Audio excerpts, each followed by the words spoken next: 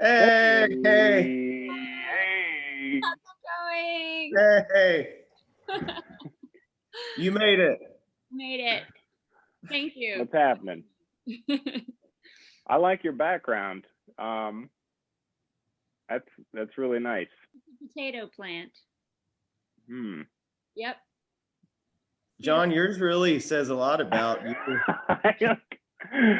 It's the most boring thing. You look like you're in an office. It's solitary confinement. Yeah, this is Yeah, the bedroom. I found this on Etsy. It's like one of those old, I think it's German school posters. I like it. Yeah. Well, Melissa, aka Cashavelly Morrison, Yep. welcome to our little Zoom call thing. We're very excited that you're able to join us for it. Yeah, thank you. We can introduce it by talking about how we first came to be aware of what you were doing. Yeah, you just kind of showed up out of nowhere. And had like came out the gate with like a stellar band and like a proper production. How did it happen? Like, how did you start doing this whole thing and jump into this project? So I'd always written songs, but I'd had like spurts of it throughout my life that kind of started when I was 18. And I just loved doing it, but I had no business doing it. I would just kind of write lyrics and kind of sing melodies, but I had no musical training. There was no like external force like encouraging this at all. It was just something I did kind of privately. And then finally in like 2003, I sang a song to a friend, Colin Alured, who you know, over the phone onto his answering machine. It was still an answering machine. And he put chords to it. And so that happened, and I was like, oh, wow, that's amazing. But that'll never happen again. And then in 2010, I just started writing nothing but songs, just like, and tinkering with the guitar finally. So I was 29 and just like plucking out chords based on this like chord sheet I had and writing these songs. And Ryan was like in Charlotte 12 hours a day, basically in grad school and doing clinical hours. And he'd come home and I'd be like, I wrote this thing, and I would just tink it out very awkwardly. It was terrible. And my voice was not developed, but he was always just like, wow. So then he would grab the guitar and like play what I was actually trying to play. And so for about 4 years, I had like, these like 30 songs that I kept wanting to record. And I was thinking, I'll just record them in the house. And he bought me this little microphone. And I think we recorded one or two, but it sounded really crappy. And finally, it was like on our anniversary. And I just looked at Ryan and I said, if I don't record these songs, like, I think I'm going to become the most depressed person and just not have any will to live anymore. And he was like, okay, we're going to record these songs. And I was like, I want to do it at a studio. And so I just called Echo Matt and I was like, hey, can I just book a day and record these songs, just vocals and guitar? And it's like, I was expecting them to say, no, you're not an official musician. Like, you can't do this. Of course, they were like, yeah, pay us.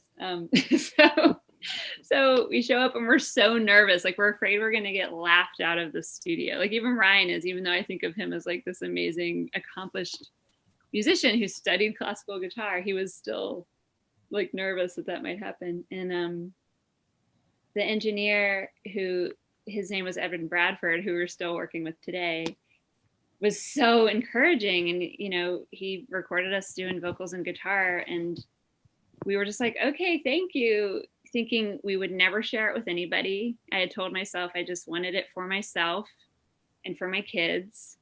And Evan was like, you really should put other instrumentation to this. And he was so encouraging. It gave me the confidence. I was like, okay. And he was like, I know studio musicians who'd be great on this. And so we booked another day. And he called all those musicians and set it up. And so think we had one other studio day too. So I think it was done all in like 3 or 4 studio days. And then all of a sudden we had this album. and I was like, well, I guess we should like release this because maybe it sounds pretty good. So yeah, then it was like this secret, and it was basically like suddenly we just announced to everyone like we have this full-fledged album. and we had like basically found, like, asked people who we knew to be in the band. And there's been a couple changes, but yeah, it was like John Ray, Luke Payne. No, at first it was Dan Faust, and now it's Chaz Ray Shank. And then we added Kevin Beck with this album, this third album we just did. So there's a few of us now. So yeah, it was really the name? The way we stumbled into it. What was the name of the first album? The Kingdom Belongs to a Child. Yeah. Yeah, and it really was like a cathartic thing. It was all about kind of this grief and kind of having to say no to my family for the first time. I'd had a miscarriage. It was all like kind of this healing process. So that's why it just felt like I have to do this for myself. So then putting it out and seeing that it was received well was really encouraging. So I remember having a conversation like, I think I'm going to do this like forever. I'm never going to stop doing this. I need to do this. And so then life became about music, and it was like I slowly gave myself permission to follow the thing I really wanted to do. Because before that first album, like I would go to music concerts and like I would enjoy them, but I would just feel so provoked watching the performer because I wanted to do it so badly. So, Well, I have a lot of questions. Okay. And the first one I'll throw in is like, can you talk a bit about what have you kind of learned was maybe why you felt like you didn't have access to this thing, or this sort of like unofficial, like not deserving of the official title of musician or something like that? I had studied as a ballet dancer for like 18 years, and I knew how much work had gone into that to really know ballet. And I had gone to grad school for writing, and I knew how much work had gone into that. And all my friends were from School of the Arts who had spent years and years and years of their life like learning an instrument, learning music. And I just came into it more as like a spiritual exercise. And so it just took me a long time to feel that it was okay to approach it just intuitively. I was always like that with music, with dance. I was so close to the music with dance because we had to learn it so well, but just in a embodiment type way. And so yeah, it was hard because I always felt like, and I still have moments where, you know, I'm telling them, can you sound like a broken machine here? Can you sound this way? Like it's all kind of through metaphor, because I can't know necessarily what they need to do specifically. But now I do know guitar better, and I mean I can play, so I know enough to feel confident. But really, it was reading the book Just Kids by Patti Smith that really gave me that permission to feel like I didn't need to study music for 10 years in order to do this. And Patti Smith was a writer. She was a poet, and she kind of fell into music because someone asked her to do a reading, and she had been to these other readings in New York, and people would get heckled if they were not interesting. So she was like, oh God, I've got to be really compelling. And so she asked her friend, who was a guitarist, to stand behind her and make sounds that would go along with what she was saying. And so she would say, like, can you sound like a car crash here? Can you sound like she was kind of directing in that way. And all of a sudden, like, punk music was born, like from her doing that. And so I remember seeing an interview with her, and she was like, yeah, I just take the guitar, you know, I just find a rhythm, man. I don't know how to play the guitar. I don't know. I just find a rhythm and I just go, and I'm like, oh, that's like what I do. So she really gave me permission to follow it. But yeah, I think it was just that conditioning of always looking for external forces, like to give me permission rather than giving myself permission. So it was a slow process, but now I'm finally just like, this is how I do it. It's fine. It's always going to be a collaboration. 100%. Yeah. Yeah, I mean, it's interesting to hear you talk about that. I think of music, and the music that I tend to gravitate toward is sort of a everyman music, stuff that's not expert. And I think I'm even turned off in most cases by stuff that I get the sense that that's what it is, and is an expression of expertise. That's not what I'm kind of in it for. I like kind of a human creativity, you know, and no, Yeah. I don't see anybody having to earn anything Right. And to kind that's, of be able to express that. yeah, and that's what my bandmates have told me. Like they like the way I approach it because I'm just kind of like a child, and I'm just basically like finding notes that sound good to me, and they always tell me I do some weird things that aren't like, that's like against the rule, but hey, it works there. You know, so yeah, I just kind of tinker out what I want, and I write the lyrics and the melody. And sometimes like Ryan has played something and I take a piece of it and I kind of base a whole song on like a piece of something that he played, and then I bring it back to him, and I basically like am a director with what he's playing. I'm like, actually, can you go down here? Can you? So I'm there. I'm very much in control, and I produced this record without Ryan this time, and that was really important for me to do. I think to be like, I can sit in the seat and tell everyone what they need to do, even if I don't have this expertise language. Like I know what I want to hear. So yeah. Absolutely. Yeah. I think that's excellent. Like, you know, I like virtuosity, but that's not how I learned how to play. Like I got whatever like skill I have at the guitar came from like imagining sounds and figuring out how to play them.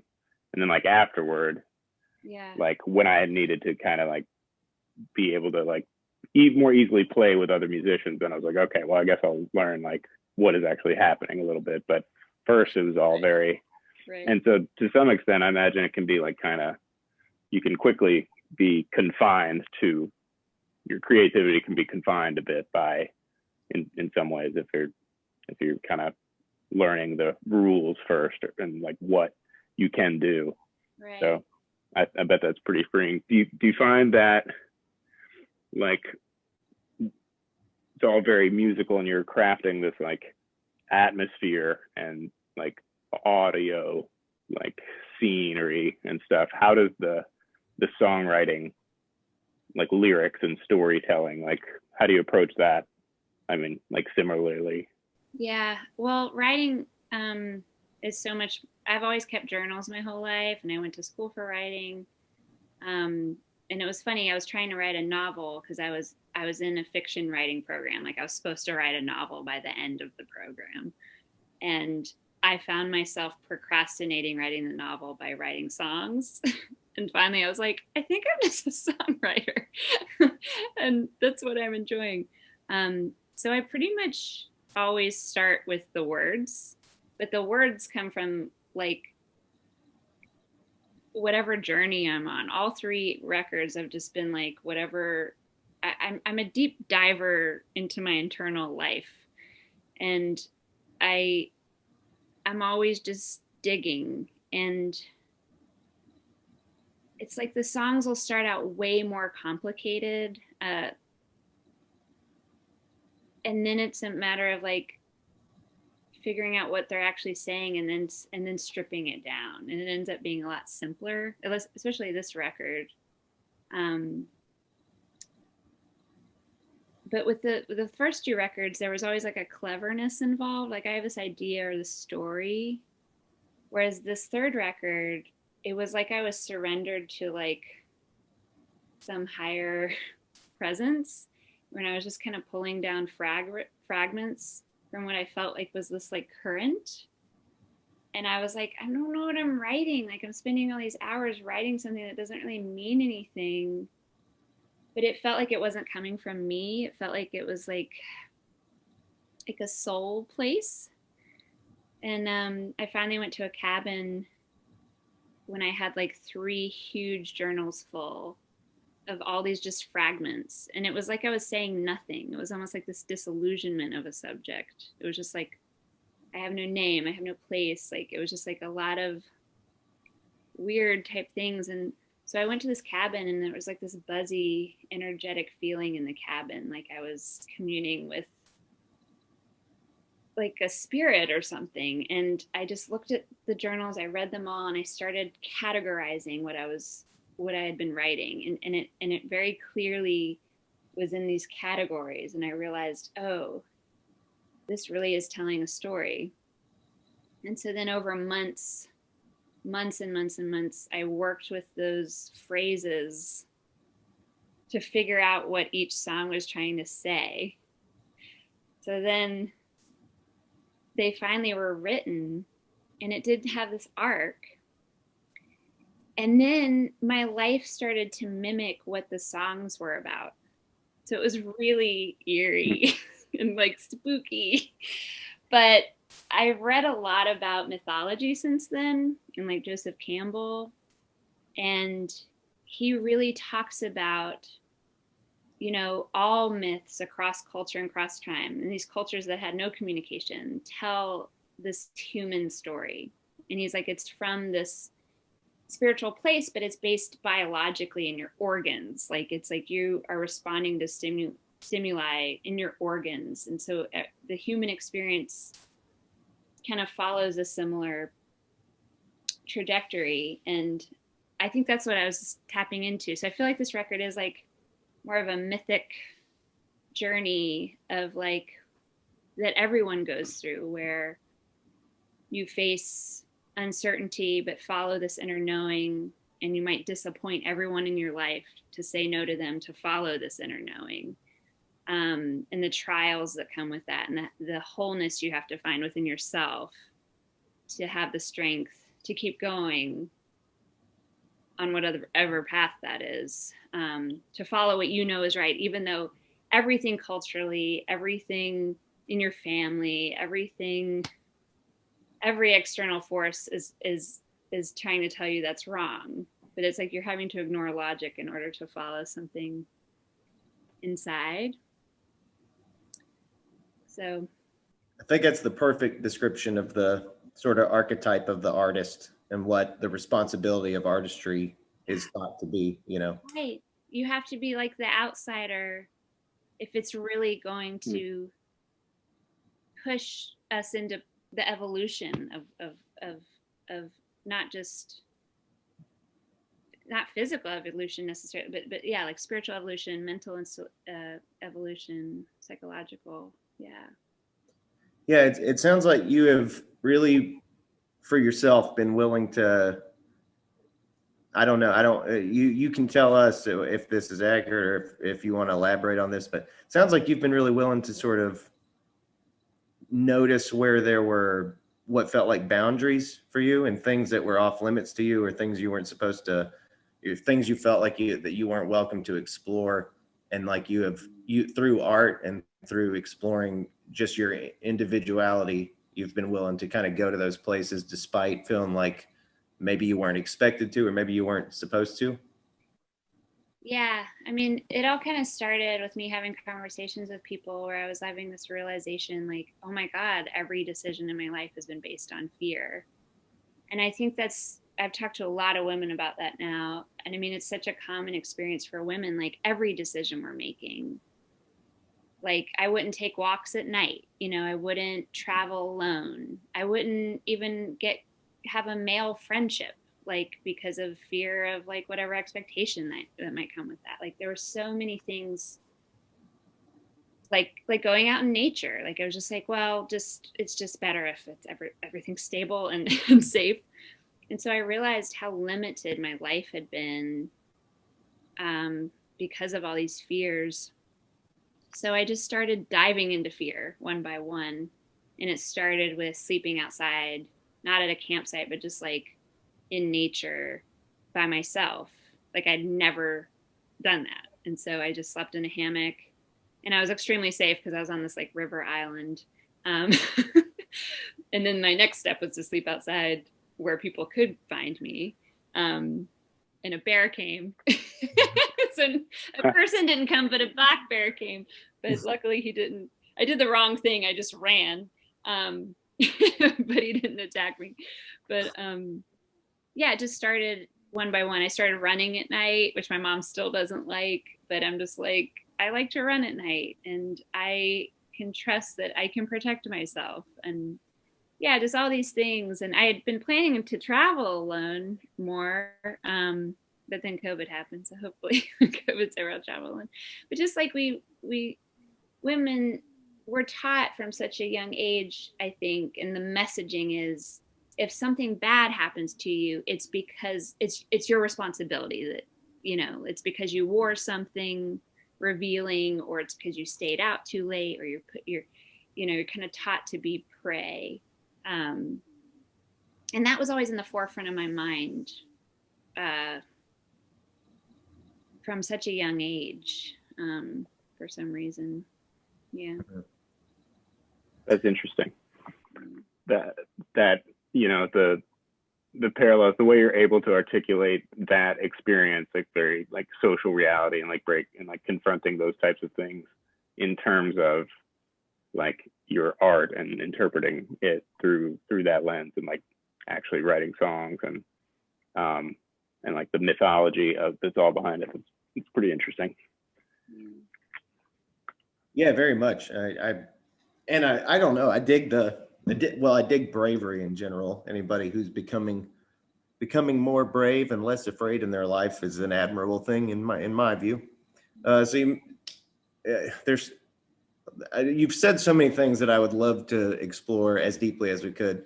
We're trying to be good about keeping these conversations to so I guess I'll just mention now that I'm probably going to skip ahead a little. We're going to go to some different subjects, but we're going to do a version of these conversations that's more exclusive. So we're going to come back to certain things at the end and maybe explore some things in more detail.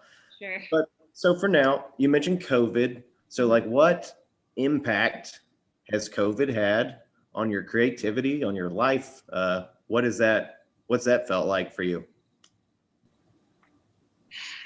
I feel really fortunate that I had the album pretty much written. I was still tinkering with it when COVID happened.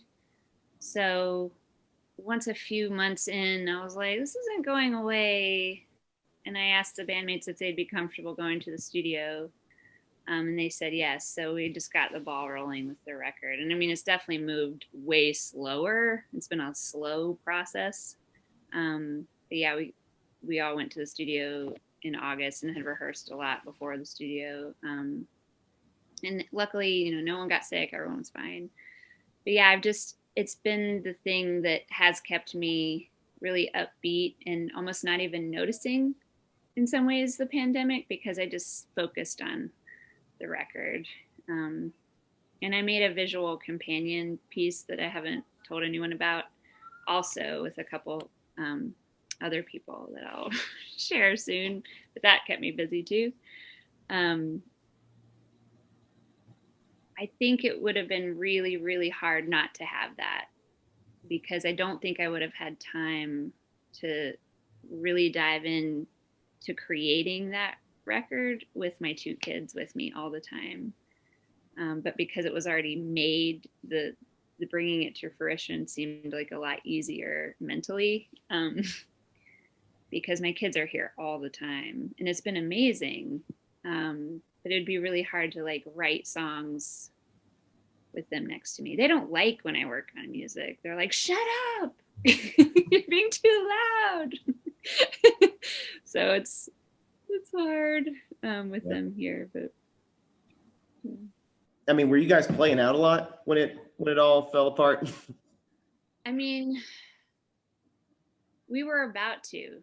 We were like trying to organize a tour for the summer. So then all that. Yeah, I think we had booked some shows, and yeah, it just all fell apart. Yeah. John, So we both have day jobs, so in terms of that, it didn't affect us. yeah, Luckily, yeah. that's good. Yeah. I have a question, but John, do you want to throw anything in? I was gonna say the live performance like is so much of like a thing that is always affirming, and like, you know, to receive that like validation or something from the audience, and it kind of like keeps you going, or many artists feel that way. I feel that way. And I was like, yeah, I was getting ready, if you're getting ready to go on a tour and like, you know, having that experience and that being cut off, I've heard a lot of people mention that like that kind of takes them out, and it's hard to just go, okay, I'll focus on writing strictly, when it's so much of like a circular like positive feedback loop. Did you experience that at all? I mean, it seems like you're very like into writing in the first place. Yeah, I mean, for me, like I really love performing, but now it's just getting much more comfortable with performing. We got to do the Ramcats' Home Sweet Home, and that was really nice. We did that in May, I think, and that was like a nice performance to do. But it's hard for us to record ourselves at home because of the kids. But for me, like that touring was off the table, that I didn't have to focus on that, was a relief, because I could just focus on the record then. And I wasn't sure how I was going to focus on that tour and getting the record done. And to do shows, like I want to do them, but it's like a lot of logistical stuff because of our kids. So yeah, that was off the table was kind of a relief, because it just meant that, okay, my kids don't have to be on the road with us or with grandparents. They can just chill out. Kids complicate that. I can't imagine. And they're wonderful. I'm just waiting for them to be old enough to where I can employ them in the band somehow. Yeah. So has there been has COVID increased any aspect of your creativity, or heightened any aspect of your creativity or productivity, or diminished it? I think it's about the same. I can't go a day without journaling. So that I'm probably journaling more. Yeah. Just for mental release. And yeah. Let's talk about journals for a quick minute. What are your journals like? Are they like full of everything? Are they very organized? What are they like? They're a mess. Yeah. I have to have blank pages, because if there's lines, I feel restricted. So my journal, like, it's about everything. It has the songwriting in it, but also has like to-do lists in it. It has like everything I'm thinking about, everything in my relationships, everything personal, and that mixes in with any songwriting stuff. So, and it's not like I sit down like I'm going to write a song. It's more like I'm just constantly putting out words, and then I go back and I'll read them, and I won't even remember that I wrote the words that are in those pages, but they'll be you know, phrases that I'll like circle. I'm like, that's interesting, and I'll start to kind of form it together. I mean, I especially did that with this past record, but with the first record, those more came out almost like full stories. Second record was a little bit of both. But yeah, they're messy. Sometimes I draw pictures. Sometimes words are really big. Sometimes they're really tiny. Yeah, they're a mess. But you go back through, like you have the whole journal, and then when you want to, maybe a portion of the time when you're writing a song, you go back through to cull and pick the ideas and put them in like not the same journal. That would be yeah. So then I'm like going back and like writing in a new journal things that are puzzle pieced together. And I put in quotes a lot because I'm always reading, and I'll like quotes from books I really like, I'll quote and put in there. And sometimes little fragments of those quotes will end up in things. Yeah, it's just real messy because I'll do once I start piecing things together, it'll change 50 times before and I don't, it's not like I'm waiting for something to be good. And I've told other people this. It's like I can just feel like something opens and it just feels like it's resonating. And I'm like, okay. And a lot of times, sometimes I'm putting music to things before the lyrics are fully resonating, but then the music informs what I need to do. Because the music will have a feeling in it where you don't need to explain whatever whole verse I took time explaining, like where it's like, you know what, I think the music's carrying that. I can strip that down. I'm trying to be better about stripping things down. Yeah. I like lines. I have to have lines. I collect journals. I don't know if you ever knew that, but I'm obsessed with journals. I keep them the same way. I just fill them full of whatever the hell is going on and whatever I'm thinking about. Very stream of consciousness. Yeah. Sometimes it's like they're a little bit of a performance themselves, but yeah. I'm always curious about, what does your journal look like? The one that do you always get different journals, or what is that like? I used to always get different journals. Like I loved the handmade ones. I wanted like brown paper rather than white paper. Now they are just like those black sketchbooks. Like I've just gotten to a point where it's like, I don't care. I just need something right. Like, so we just order them like in bulk from Amazon, and I just like go through them, and I just have to like number them with a whiteout, like 1, 2, 3, 4, because I love having a nice journal, but I'm just to the point where I just need a quick place to put a lot of words down. And I don't care what it is anymore. but I would like to have a handmade journal again. Yeah. They're pretty expensive, so it's hard to get this. Yeah. I love the idea of them being a performance in themselves. I hadn't thought of that before. That's a cool notion. They'll be in a museum someday, Tyler. Your journals. Yeah. What were you saying? Something, John? My journals, I have a lot of them, and it always ends up being where the most effective use is the stream of consciousness and just fill one up and then go back and find some stuff. But I also have this psychotic like need or like want to categorize the different types in some ways. And so they're all like the same one black journal, but I'm like, all right, this is where I would put like quotes from books and like nonfiction thoughts and like facts that I'm thinking of, and like, you know, work related like stuff that's like not this other thing, which this book is going to be, you know, more lyrics, song lyrics and stuff, little line ideas. And then we've got this book over here, and it's like a complete disaster, because then whenever that time happens when you want to jot something down, it's like, well, which one of these fucking 6 black books am I going to put this idea in? Yeah, I thought that for a while. I couldn't do it, man. I tried having one that was for specific purposes, and I would abandon it every time and just start writing chaos into it. Yeah.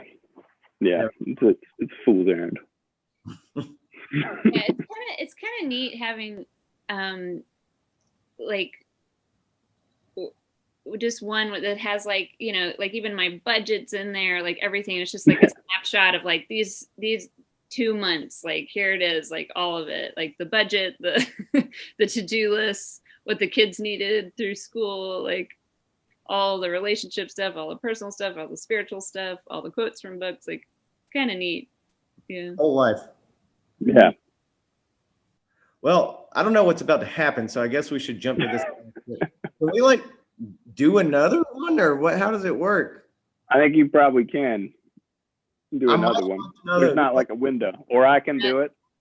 Oh yeah. If you have time, Melissa, I might see if John will launch another meeting so we can at least just get everything covered, because I don't think we've really covered everything yet. Sure, yeah. Do we want to go? Should we just go ahead and do that, John? Hi, I'm Tyler Nail. Sometimes I have DVDs and I don't know where to keep them. I always reach for a square space. Any square space I can find that has a liner that will hold discs like so. A square space. All right, we're back. And we're back. We're back. Squarespace. Thanks, Squarespace, for that message. Thanks for sponsoring this Squarespace. I use it myself, but whatever. I'm wearing a sweater now. I was gonna change angles just to show everyone that I'm not a psychopath. Like at least you have a window. No, I'm moving apartments. That's what's going on. I'm very close to the screen. Sorry, I'm gonna back up. Is this we're going? So I misspoke a little. I do keep 3 journals, and 2 of them do have very specific purposes. This is my everyday journal that has all the shit in it. I call it my log book. Oh, nice. It has Captain's log. a little cabinet. Captain's log. I use this for almost everything, but then you might find that, I don't know. I have 2 other ones. One I've kept for years. All this journal is for is when I write a new song, I write it down in the back of this journal just by title, keep track of all of them, and then I organize them by collection or album or whatever in the front. Wow. So that's how I sort of keep those organized. And then I have one more journal that's just for imagery or phrases that I hear that are interesting or that I see that are interesting. And this is more like a book to refer to when I'm songwriting and I want to have something that just kind of makes it more visual or makes it more compelling or just gives me a little tool thing to work from. Yeah. So I do keep 3 journals. That's an important one, I think. The phrases or the little ideas, images, just to refer to, even if you don't like use them all, just to refer to them to get the mind kind of in that, I don't know, in that space. Exactly. I like that. It's fun to keep. I try to take it with me places, and then like I was listening to this thing that was about, what was it? Anyway, some phrase I heard in something that was in German or something, but it translated to low dark fields, and I just wrote down low dark fields, shit like that, because it's just like, oh, that's a really cool little phrase. I should probably hang on to that one. Oh yeah, that should be a song, Tyler. It should, shouldn't it? We should write it together. Yeah, let's do it. Let's do it. Let's do it. I'm so ready. I'm gonna start on that. I'll start generating some images. I'm serious too. It's gonna happen. Yeah. Okay. Well, low dark we're field. doing that. I'm gonna start sending you some images from just that phrase. I love that. See, there's already such good things coming from this channel. Yes. Generative. Have you been? What's collaboration like for you these days? Well, that's something I really want to explore because I've collaborated with Ryan predominantly, and then when the songs are in their full form, I've taken them to the bandmates, and then I'm like really adamant about them really bringing their own voices, as long as it fits whatever the vision of the album is. And they really did that with this record. And maybe the first time we'd play it, I'm like, that's a bit too this way, let's try it this way. And pretty much always by the second run through, they'd be like right on to that vibe I was looking for. So and then they kind of added their parts and experimented with their parts on the demos that we had and experimented more in the studio.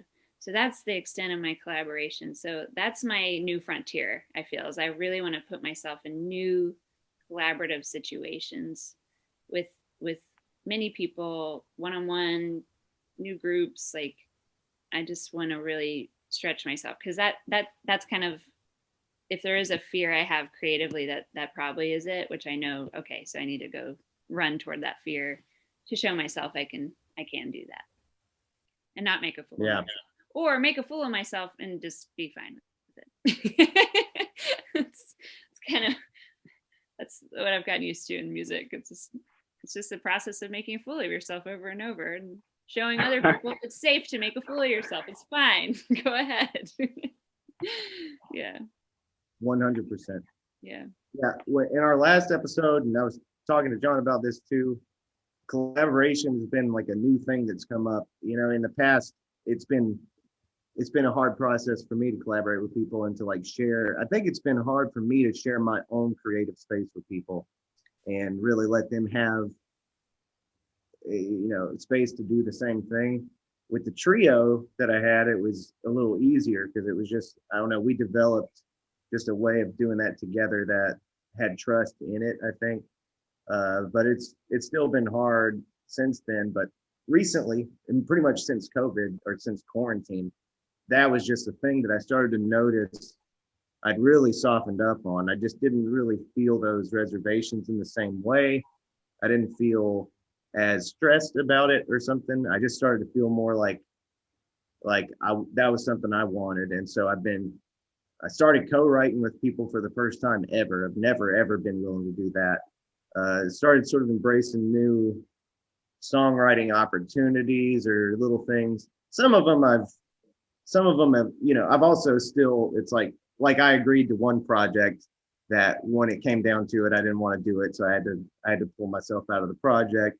It's not like I'll just do anything, but I have found out that I'm just like, or I've noticed in myself that I'm just a lot more drawn to what that is, like sharing creativity with other people. Yeah. I think COVID, it's like when you feel that absence of human connection, it's helped me, just be so much more willing to put myself out there and be seen, because you feel or at least I have felt the loss of it and the variety, Yeah. So we talked about, we've talked about it all. And we kind of want to know, so, just like what right now, is there anything in particular that you're interested in, or that's new that you're focused, or that's not new, but you continue to be interested in, that is inspiring, and particularly in a way that, well, either maybe or may not be in a way that is influencing your art currently, or your, manifestation of songwriting or something like that, or just in general, what you're interested in? I'm really thinking a lot about, so in all our music videos, we've always used movement, like dance in some form. And for this new album, I did find a way to have a visual medium with movement and the music. And so I'm really interested in continuing down this path of being almost a creative director, of merging visual content with use of the human body and music, and also how that intersects with climate change. I know it sounds strange, but I'm almost thinking of the human body as the landscape. And I have collaborators now in visual content, just from doing the music videos and what we did visually for this album, that I really want to experiment with writing music with the visual in mind, which did not happen with this record. It was written separately. So I'm really interested in like a whole immersive piece that's the music, a story, a narrative, that's like a feature length, using the body in a very different way.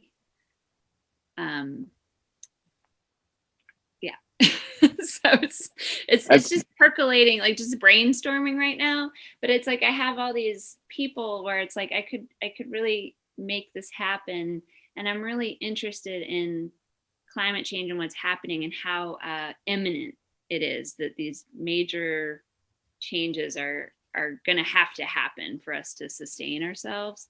And I'm interested in that there's no separation between our human bodies and climate change. And I think the pandemic is a direct consequence of it. But that we are like all, in a sense, absorbed in the experience of what the Earth's going through, whether we know it or not. Like, I think the separation is an illusion that just melts away, I think, once you start to connect to nature. And that's what my relationship to nature has really changed through the course of this record. Just going outside and just sitting and listening. And I did that for a number of months, and I was just like weeping all the time because I started to just feel, and I didn't know that was going to happen. Like, I went running one day and I was waiting to cross the road and I put my hand on this tree, and it was like I suddenly could feel like the tree's energy, and I looked and it was dying. It was like a dying tree it was like this medium, and it was surrounded by concrete and it was all alone. I was just like stayed with the tree. It was like, oh my God. So I think that was very healing for me, because I grew up with like no connection to nature, feeling it very, very separate. And I think predominantly our culture does feel very separate.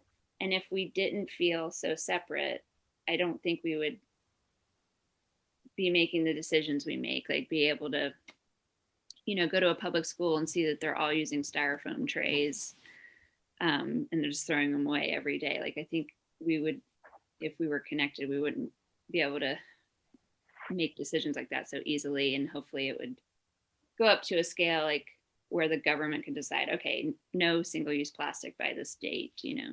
Those decisions, I think, need to be made very soon, and us all see that there's really no disconnect, that we are of nature rather than observers of nature. So yeah, so I'm interested in like putting that all together in a next project.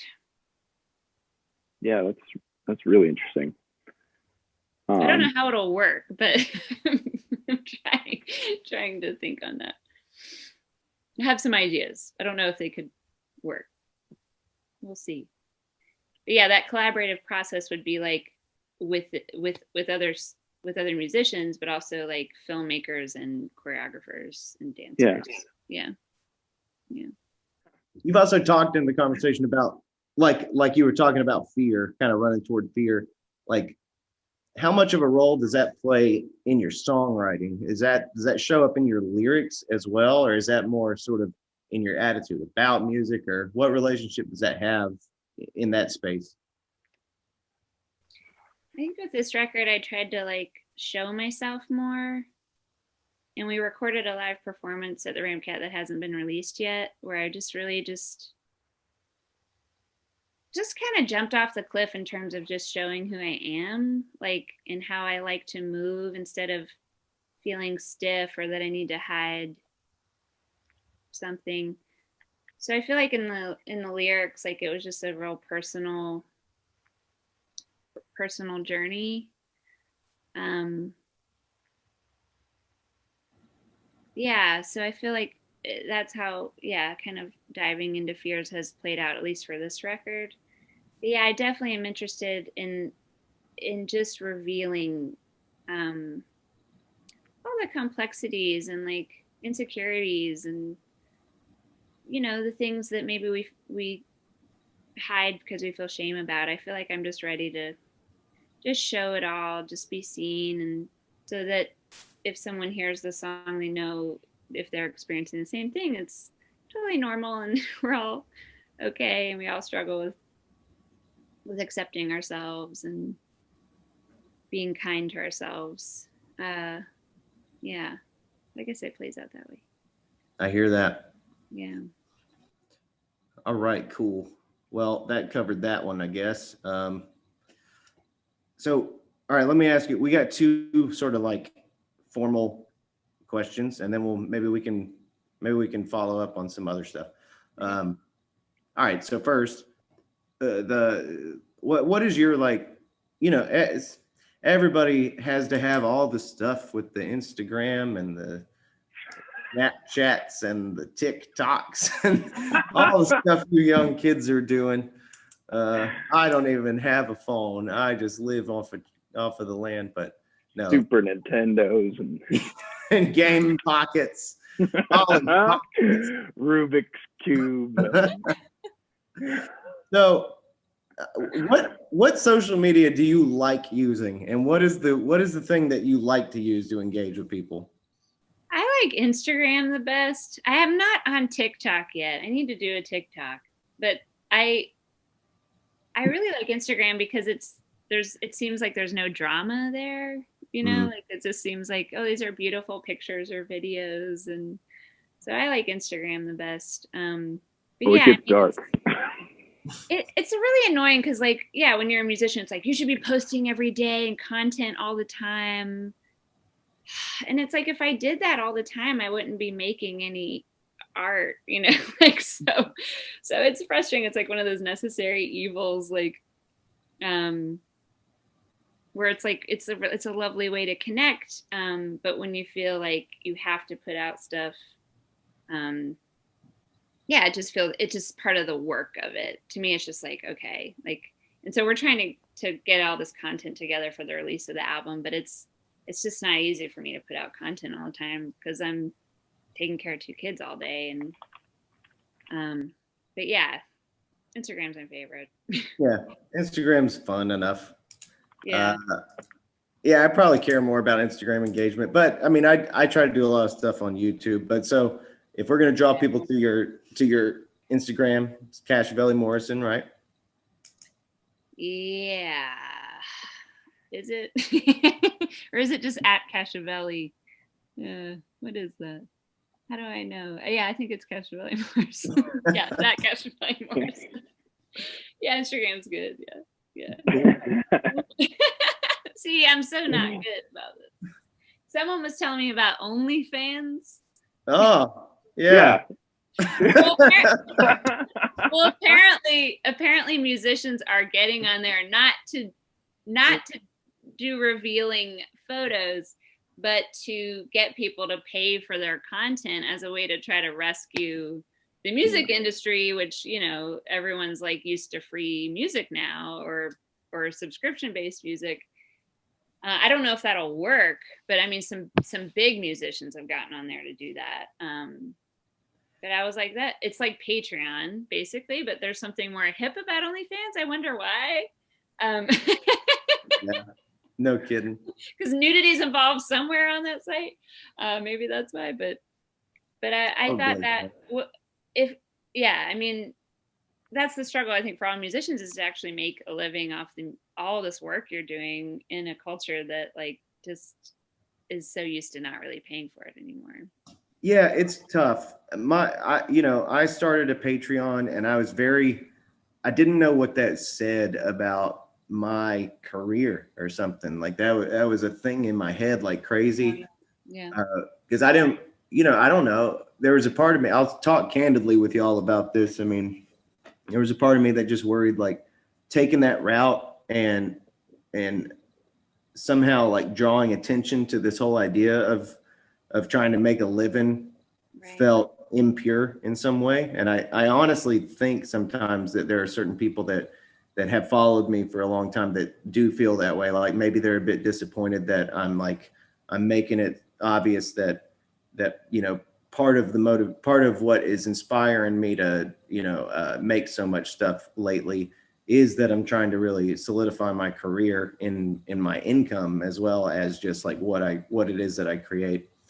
And it's a bummer. And I go back and forth in my feelings about that. I mean, we also live in a time where music is really affordable to make and easy to make. And I'm really glad to see so many people making music and writing songs and producing digital music and all these things that people are doing.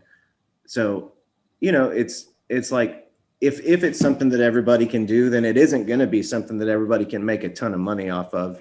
That's just how that's going to work. But I have had a really good time starting the Patreon thing, and I've definitely felt a lot more spirited and a lot more motivated by having this responsibility to make stuff every month. Yeah. So I think that's a good thing about it. Even though I'm not making as much in a month off Patreon as I used to from shows, it's just fun and it's just enjoyable, and it kind of puts pressure on me to try to compete with myself and give people more of a reason to be a part of what it is that I'm doing. So maybe that's got some positives with it. Right. Sorry. Go ahead. I think ultimately it's like it's a weird, you know, the access to music and the art is so much more. It's like it's pretty much like, you know, the artist is responsible for getting it out there and for monetizing it themselves almost, and kind of being independent. In a lot of ways it's, you know, freeing for the artist. And I think ultimately the connection with the fans and like the personal connection with the artist, it's like, I don't know, I guess I have mixed opinions on that. I think it's ultimately a good thing. Like, you look at how, I mean, like Taylor Swift and her fans, how like important the like connection is, and to know the individual artist. I think that's ultimately a good thing that that's able to come from these platforms like Patreon. And you know, I think that's ultimately a good thing. But yeah, it is tough to do and to maintain. Yeah, I mean, it is strange that we've entered this time where people don't, like that you feel like some of your fans maybe were turned off by the fact that you need money to live. Like, I mean, when you're a songwriter, you know, that's a lot of work. It's a lot of work and time. And in every other field, we think, well, we must pay people for the time. You know, we value this. But it's just so ingrained now because music is accessible in a way that, you're not going into the record store and buying the relic of the thing itself as often. It's a strange mentality. But I mean, I notice it in myself, you know, it's like, oh, how can I listen to this song for free? Like, where is it? Is it on YouTube for free? Is it, you know, it's like very strange. I was going to mention there's a poet. So as a birthday present a couple years ago, a friend got me this subscription, a month-long subscription by this poet who would write you a dream every day of the month.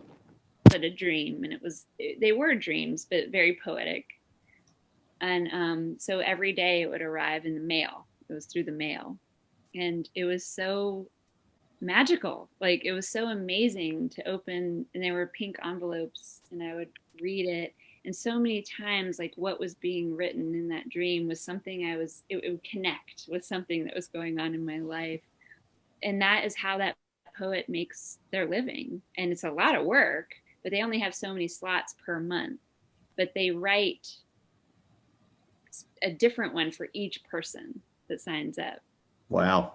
Yeah. So it's a lot of work. And on Sundays, everyone had the same dream, but they were always longer. It was always a lot. It was just one page. It was just like this big, you know, it was just one little page.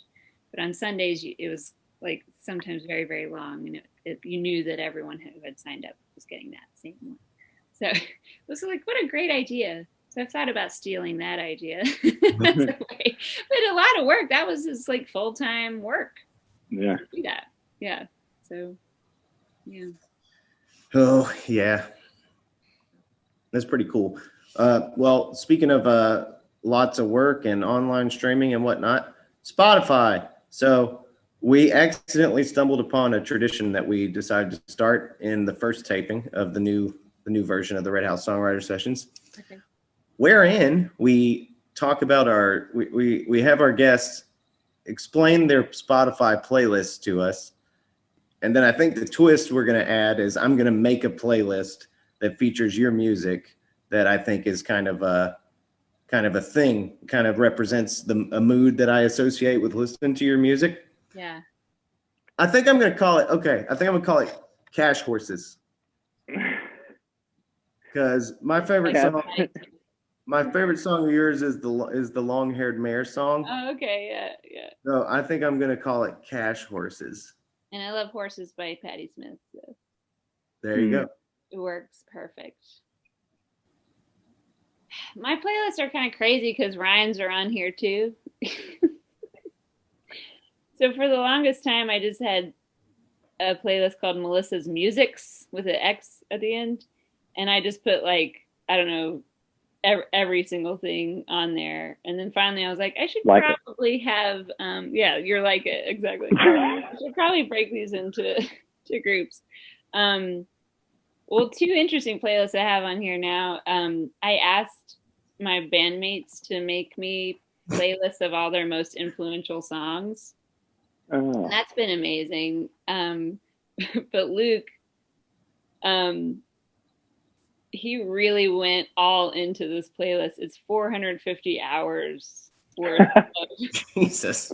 worth of music. I was like, wow, it's epic. It's awesome.